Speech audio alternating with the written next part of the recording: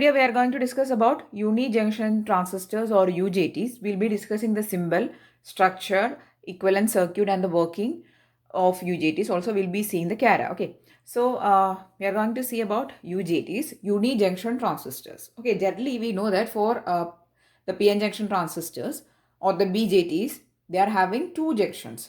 But UJT means it is only having one PN junction. Okay. So, that is why it is having the name uni-junction transistor, because it is only having a single PN junction. Okay, so while discussing the structure, you will get to know how this single junction is coming. Okay, so this is the symbol of a UJT. There is an emitter terminal. There are two bases, B1 and B2.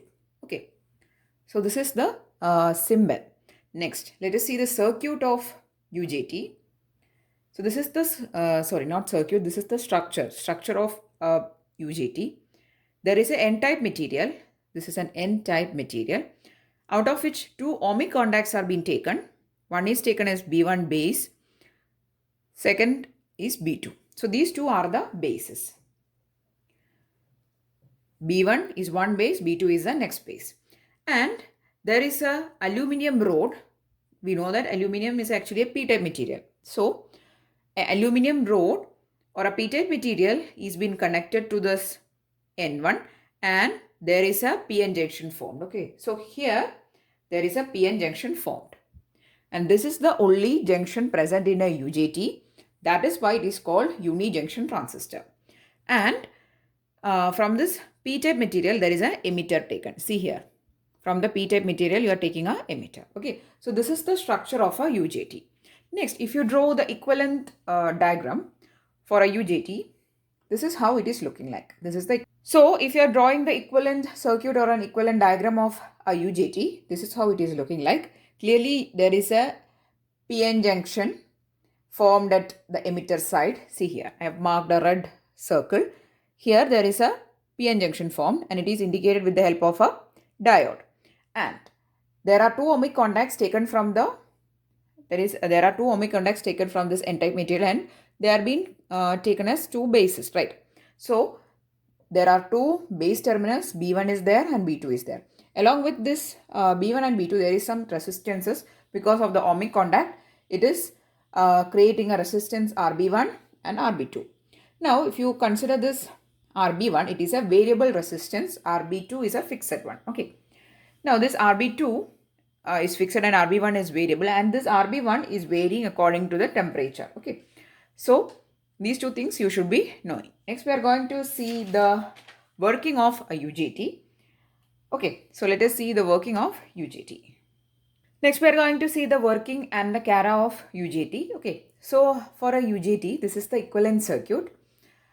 And the terminal emitter or E is the input terminal to which we are connecting a voltage V. Okay, the voltage drop across this PN junction is taken as VD, and there are again two resistances. The voltage drop across these resistances, let us see what is VB1. So this is the voltage drop, right? VB1. And that voltage drop VB1 will be equal to VBB into RB1 by RB1 plus RB2. Okay, so this VBB, it is the potential connected to B2. Okay, so this is B1 and this is B2. This is B2 terminal to which we are connecting a VBB, and the voltage VB1 coming across this resistance will be VB1 equal to that VBB into RB1 by the total resistance. So we are applying a voltage division in this path. Okay, total voltage is VBB into the ratio of this. That is not the ratio, it is the first RB1 by the total resistance. Total resistance is RB1 plus RB2. So VB1 will be coming as the total supply voltage VBB into RB1 by the total resistance. Okay, so just applying voltage division. Now we are going to apply the input to this emitter terminal, and when the value of this V, which is the voltage applied to the emitter, is greater than this voltage drop plus this voltage drop, only then the UJT will be start to conduct. Okay. So we'll take two cases. When the voltage V is less than VD plus VB1, then the device or this UJT will not be conducting. Not conducting. Okay. When VE is greater than VD plus VB1, then it will be conducting. So these are the two cases. When VE, that is the input potential, is less than this potential, that is the potential across the PN junction diode plus this potential across this RB resistance, then it will not conduct. When it is greater than, we know that this is the generally for BJT case also will be taking the base to emitter potential to turn on the PN junction, right, or the BJT, right. Here also we are considering this potential drop across these two terminals, that is emitter and base one. Okay, for the normal BJT also we are taking the VBE, right, for checking whether the BJT will start to conduct or not. Here also we are taking the same case, that is this V should be greater than VD plus VB1, that is the drop across this resistance. Okay, same case. If you know the normal BJT working, here also we are applying the same principle. Okay, so the condition is like this: for conducting, the V should be greater than VD plus VB1. For V less than VD plus VB1, then it will be in the non-conducting state. Another important thing here is, see this ratio RB1 by RB1 plus RB2, that we are taking as intrinsic standoff ratio. That is a very important parameter in case of UJTs. Okay, I'll write it here. Intrinsic standoff ratio of UJT. Okay, so the intrinsic standoff ratio is the ratio when IE, that is the emitter current, when it is equal to 0, the ratio RB1 by RB1 plus RB2, we are taking as eta, which is the intrinsic standoff ratio. Okay, so you can actually replace this term with eta. So I'm going to write this as VB1 is equal to VBB into eta, or you can write in a more clear way as eta into VBB. Okay, so how can you write VB1? VB1 is equal to eta, which is intrinsic standoff ratio, into VBB, which is this supply voltage. Okay, so in both these cases, you can actually replace. Okay, so I'm going to write the VB1 as eta VBB. Here it is eta VBB. Here also eta VBB. Okay. So this is how the device will be conducting, or the device will start to conduct. The condition is the supply potential, or the VE, should be greater than the potential drop across the diode plus eta VBB. Okay. Next, let us see the CARA of the UJT. So for the CARA, that is for explaining the CARA, there is 3 regions of operation. So we are going to see the CARA here. Okay. So I'm going to draw the CARA. The CARA is actually drawn in between the voltage and the current. That is VE, which is the input potential, and here I'm taking IE. Okay. So initially, even though we are applying VE, only when it is reaching the value, that is only when VE is greater than VD plus eta VBB, only then it will start to conduct. So initially, even if you are applying potential, it won't be conducting. The potential will go on increasing like this. After a particular point, when the value of your potential, that is when the value of your V is greater than this condition, that is VD plus eta VBB, the device will be start to conduct. And when the device will start to conduct, what will happen? The resistance of the device will go down. Okay. So after this point, there is a negative resistance region, and you can see that in this slope there is a negative resistance. Okay, the current is increasing, but what is happening is here the voltage is actually dropping down.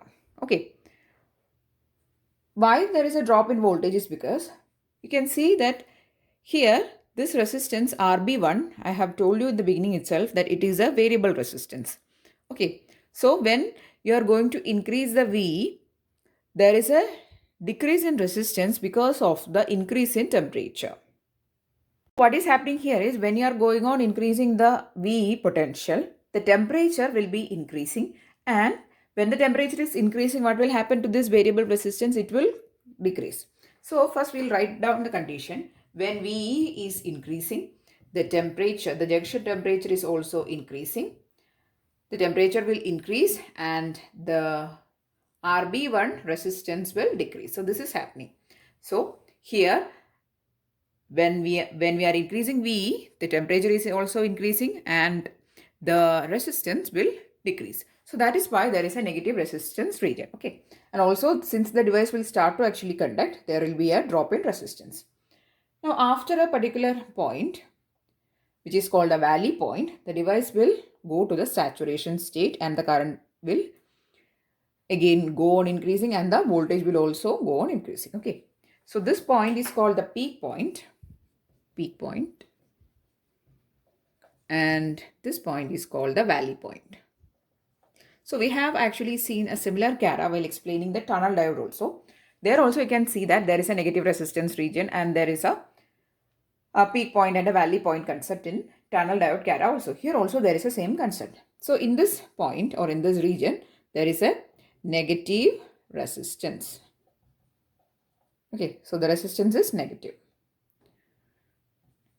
Resistance. Okay.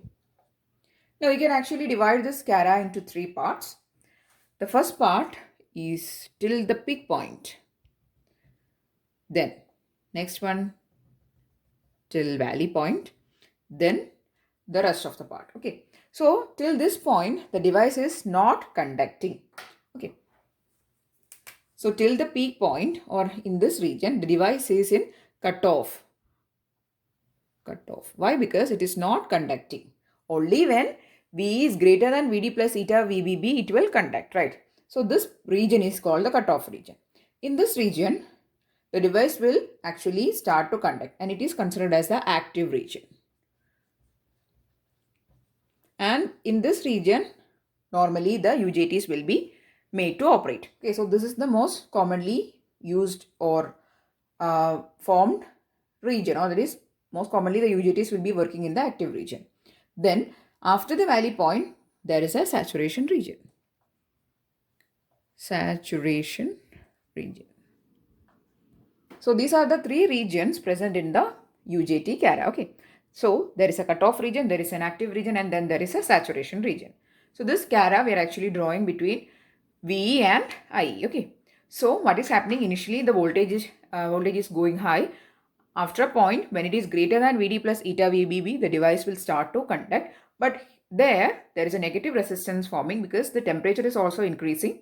And due to the increase in temperature, what is happening here is the RB1 will reduce. So there is a negative resistance path coming.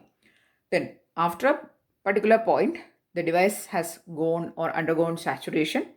In that case, the voltage will again go high. Okay. So this is how the cara of the UJT is looking like. Okay, so in this video we have actually discussed about the UJT, its symbol, its structure, equivalent diagram, and also we have discussed about the working and the cara of the UJT. Okay, so I'm really hoping that you understood the points of UJT, and if yes, please do give it a thumbs up. Also share it with your friends, and if you want more videos, please do subscribe to the channel. Thanks for watching and keep on watching.